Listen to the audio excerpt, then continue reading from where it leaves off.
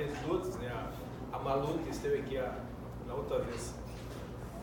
E cumprimentar também a Ivo Valente, a Mariana, o Vitor, depois a Flávia, a professora Ana, né, e aos demais presentes aqui. Dizer que é uma honra, né, fazer parte desse grupo que discute a questão da justiça restaurativa. Tem um professor também, o Conde Monteiro, que está escondido ali, bem quietinho. Né? Uma satisfação realmente estar aqui na Unifor. Eu tenho grandes amigos, trabalhei junto com a professora Ana Maria na parte dos quadros da CAPES, e realmente a Ana Maria é um exemplo de dedicação de trabalho. Eu trabalhei no período de 2 anos muito bons na questão da periódica da CAPES. A questão nossa, até quinta-feira passada, a professora Maria de Lourdes viria comigo, né? Mas na última hora ela pulou fora do barco e teve que ficar por questões familiares, visto que ela ficou vovó recente. E o trabalho nosso, a nossa discussão é resultado de algumas atividades que nós estamos desenvolvendo em conjunto lá no Univale, com relação à questão de justiça restaurativa como instrumento para a questão de resolução de conflitos infanto-juvenis. Está em fase de discussão e não de implantação ainda, tá certo? Bom, observamos o quê? Que a instituição da justiça restaurativa no Brasil, ela decorre da busca por um método, ou por métodos, né, para garantir maior celeridade e eficiência à justiça brasileira. Isso por quê? Porque todos nós sabemos das mazelas e da morosidade também que existe por parte da própria justiça criminal. Se vocês observarem, mesmo sendo com essa intenção de buscar métodos alternativos, vamos dizer assim, existe uma resistência muito grande, tanto para a participação, como para a ideia de alteridade, tanto para a questão da reparação de danos, assim como para a resolução de conflitos. E quem estabelece essas resistências não somos nós, mas é o próprio documento do CNJ, aquele pilotando a justiça restaurativa, que foi publicado no início desse ano, sobre o papel do Poder Judiciário. E observa-se que os pesquisadores que fizeram aquele trabalho, eles analisaram desde o início de implantação da justiça restaurativa no Brasil, em 2004, verificaram os vários projetos, né, e verificaram uma coisa interessante. Houve uma evolução bastante grande no Brasil, visto que hoje, de 2004 para cá até 2018, 2017, no caso de análise deles, em 19 estados, 19 entes da federação, nós temos já projetos de justiça restaurativa. Os primeiros, provavelmente vocês estão cientes desses, né? Aquele de Brasília, de Porto Alegre e o de São Caetano do Sul. E nós aqui, quando analisamos nesse texto para trabalhar aqui, nós vimos 2 daqueles e mais um de Joinville, em Santa Catarina, que foi o primeiro implantado em 2004, que é o primeiro exemplo de projeto de justiça restaurativa no Brasil, que foi o professor Alexandre Moraes, que é professor nosso da Universidade Federal de Santa Catarina. E aí o que se observou é que, após essa análise de mais de 15 anos, vamos dizer assim, 15 anos após, com 19 estados, se verificou que, primeira coisa, a justiça restaurativa ela não foi internalizada no Brasil. Ela não foi internalizada como política pública. Ela não foi internalizada como projeto de Estado. Ela não é projeto de governo, ela somente é projeto de gestão. Por isso acontece o quê? Mudou o secretário de Justiça, mudou o ministro de Justiça, ou mudou o presidente, nós mudamos assim, menos de 4 em 4 anos, ou muda o governador, muda o prefeito e assim por diante, essa ideia de implantação da política da justiça restaurativa, ela se desfaz. Então isso é um problema por quê? Porque nós mesmo somos novos em termos de justiça restaurativa, 15 anos, vamos dizer assim, não existe uma política de Estado, e isso é ruim. Consequentemente, isso não se aplica em políticas públicas. E uma segunda ideia positiva é o quê? Ótimo, estamos com 15 anos, existem países que têm um período bem maior do que o nosso, mas nós estamos em fase de construção, e isso é positivo. Por outro lado, existem alguns mitos também. Por exemplo, existe um mito que domina e que a justiça restaurativa ela pode concorrer e favorecer com a questão do desafogo do Poder Judiciário. Na realidade, isso é um mito, né? Isso por quê? Porque as pessoas, ao verem que a justiça restaurativa parece ser uma justiça mais informal, mais simplificada, mais célere, ela iria com dessa forma desafogar o judiciário. E isso não é uma questão real. E tem um outro mito, que é o mito como esse método, vamos dizer assim, consensual de resolução de conflitos, nós teríamos resolvendo 3 situações. Quais? Primeiro, a criminalidade. Segundo, a reincidência. E terceiro, a vitimização. Né? Só que, na realidade, nós sabemos que isso são ideias, são mitos que as pessoas produzem, mas que não representam a nossa realidade. Por outro lado, se nós olharmos o Brasil tem uma preocupação muito grande com a questão judicial, pelo menos em termos de legislação, porque se nós voltarmos a 1995, o Brasil desde 1995 já trabalhou a questão, com a lei da 9.099, já começou a se preocupar com essa questão de criar juizados especiais, então tornar de uma forma mais séria e também mais justa, tentativa mais justa, a questão dos conflitos. Aí, eu e a Malu, verificando essa realidade, diz assim, bom, Malu, o que nós vamos fazer? Temos que elaborar algum projeto pensando nessa questão, visto que eu trabalho com direito educacional, políticas públicas, direitos fundamentais. A Malu trabalha com a questão de menores, com a questão memorista, né, criança e adolescente, e assim por diante. Como é que nós vamos fazer? Vamos trabalhar alguma coisa? E aí nós observamos o seguinte, primeiro, há uma crise no sistema de atendimento aos infratores menores. E essa crise, ela não é pior somente em relação à crise do sistema penitenciário. Essa é uma primeira premissa. Vamos dizer, da forma que é tratado o infrator juvenil no Brasil, só não perde da forma que é tratado o adulto no Brasil, do sistema penitenciário. Então, se observa uma questão muito simples. Nós temos um sistema escolar muito bom, escolar aqui entre aspas, de que nós trabalhamos mal o jovem, o adolescente, e ele já é preparado para fazer o quê? Para entrar numa realidade pior. Então ele faz o quê? Não é pior do que a crise penitenciária, por quê? Porque ele vai se preparar, se adequar já para ser mais mal tratado no sistema prisional que nós temos aí. E por que é uma crise? Porque é uma questão muito simples. Primeiro, a pena, na questão, ela não ressocializa no direito penal. A pena não ressocializa. E as medidas protetivas, no caso de crianças, e as medidas socioeducativas, elas também não tratam ou não recuperam o infanto juvenil. Nesse contexto aqui, a gente verifica o quê? Há uma janela para a participação da justiça restaurativa nesse caso. Se nós observarmos o artigo 227 da Constituição, diz o quê? Que é dever da família, da escola, da sociedade e do Estado assegurar a criança e o adolescente, e entre vários direitos que estão estabelecidos lá, a educação, profissionalização, cultura, dignidade, né, Mariana? O respeito e fazendo o quê? Colocando adolescentes e crianças salvos do quê? Da negligência, da discriminação, exploração, crueldade e opressão. Se nós relacionarmos, né, o artigo 227 com o artigo 205 da Constituição, e daí entra na minha seara de questão da educação, nós observamos o quê?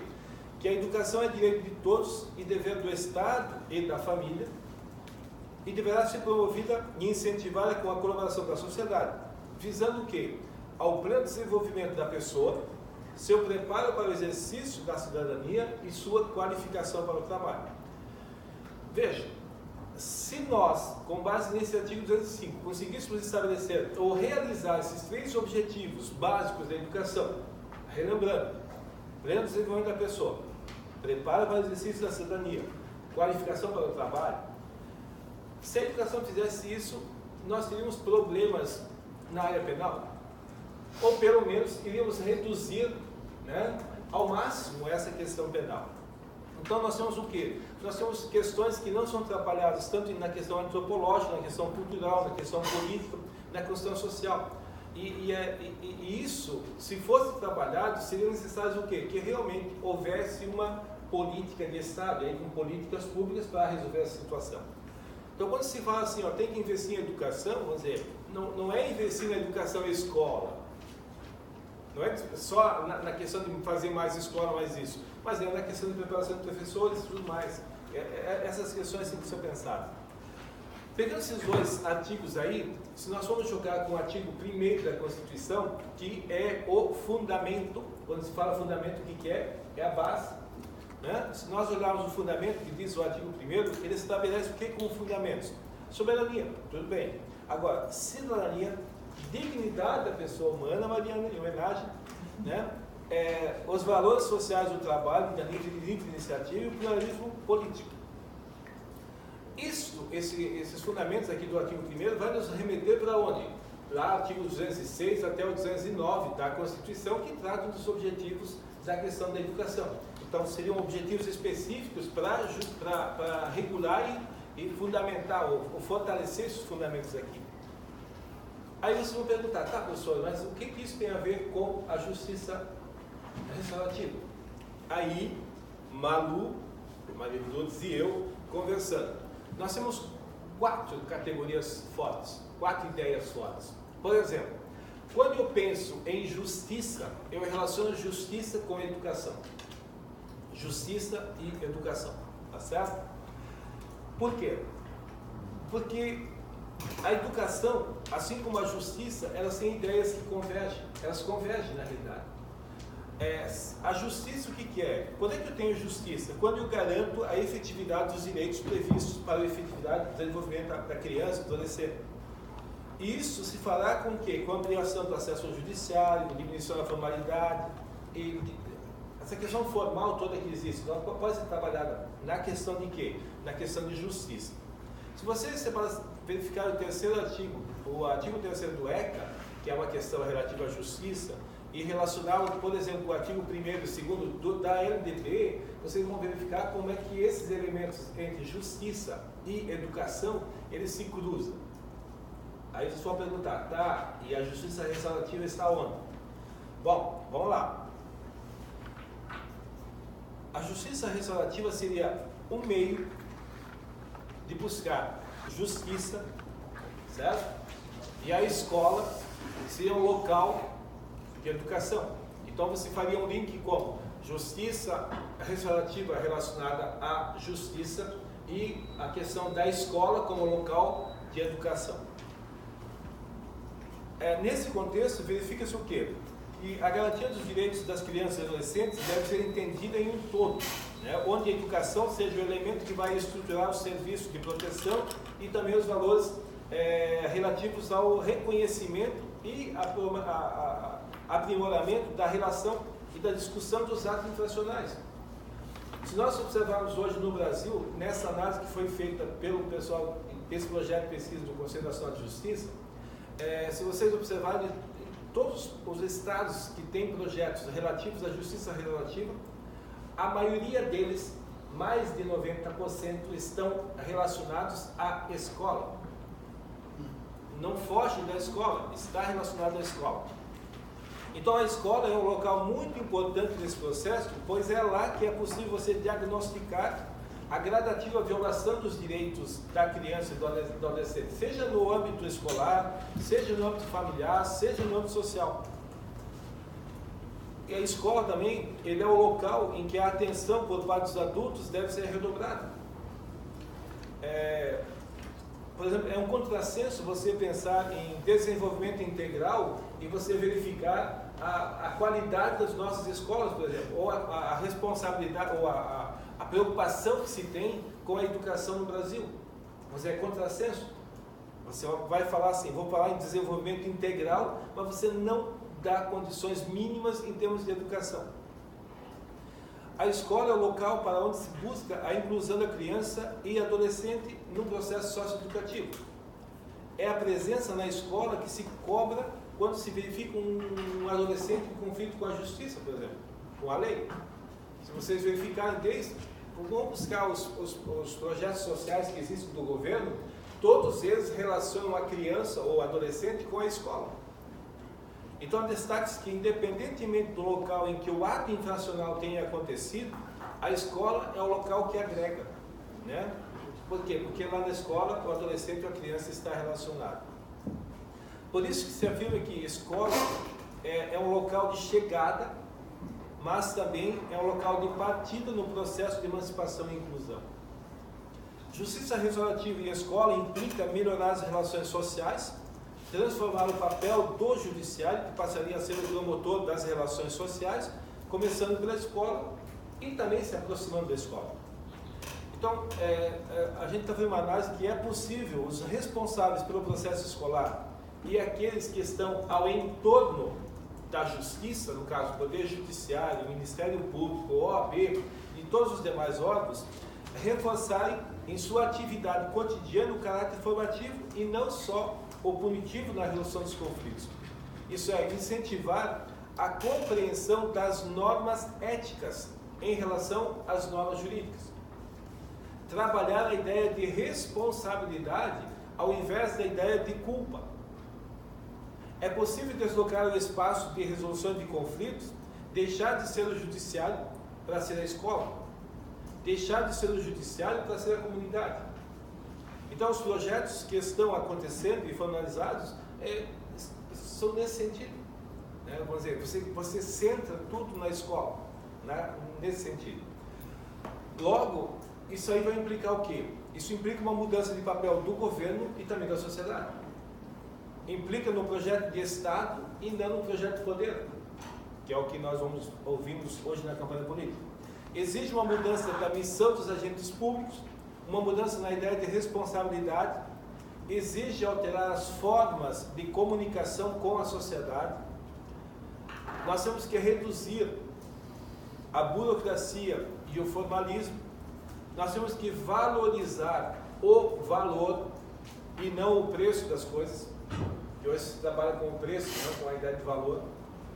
Exigir mais compromisso e participação na vida comunitária, ou seja, a necessidade de um maior engajamento cívico, um maior engajamento do cidadão. E com isso eu concluo dizendo o seguinte: não é possível agir isoladamente. A resolução de conflitos depende de articulação, de aliança, de interação. Portanto, não será a escola sozinha que formará o cidadão, bem como não será o judiciário que vai estabelecer a justiça. Então, isso é uma obra, uma solução conjunta. E o que nós temos que parar de pensar e de fazer é a ideia política que existe no Brasil hoje de que quanto pior, melhor.